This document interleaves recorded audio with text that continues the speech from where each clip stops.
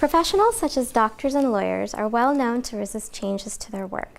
They go through years of training and become attached to the core tenets of their profession.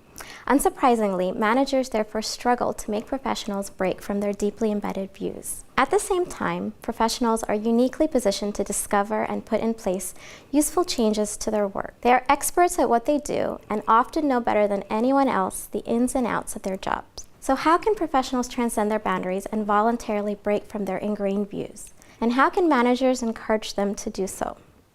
Our study of how some professionals, namely anesthesiologists, became the instigators of a profound change in their work provides some cues. My co-author and I interviewed and observed French anesthesiologists who voluntarily adopted a practice that not only required a completely different set of skills, but also clashed with a core tenet of their profession.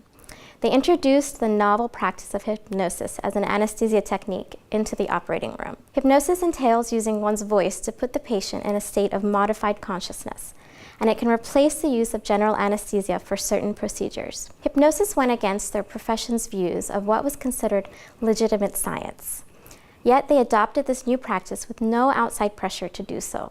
So what helped these professionals to voluntarily shift their views and reinvent their work? We identified two processes. The first was turning inward to themselves by focusing on their own direct experiences of clients, in this case patients.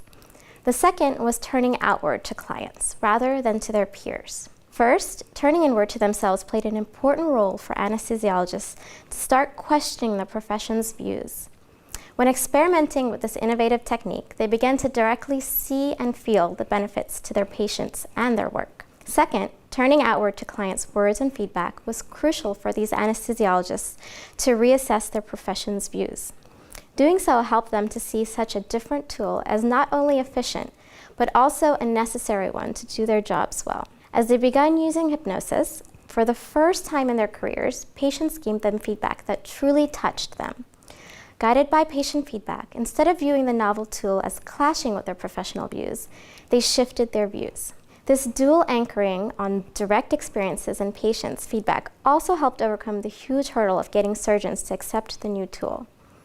To convince surgeons of the novel tool's efficacy, anesthesiologists focused their efforts on ensuring surgeons could directly experience the benefits of this technique to their patients. They also heavily relied on patients' feedback to convince surgeons that such an esoteric technique was necessary.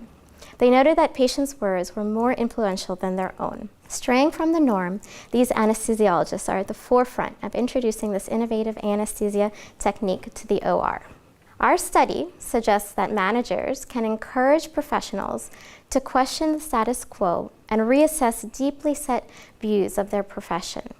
First, managers can engineer moments when professionals have time to test out new practices and reflect on their own direct experiences with clients. Second, managers can help professionals turn to their clients' feedback in their judgment of new practices.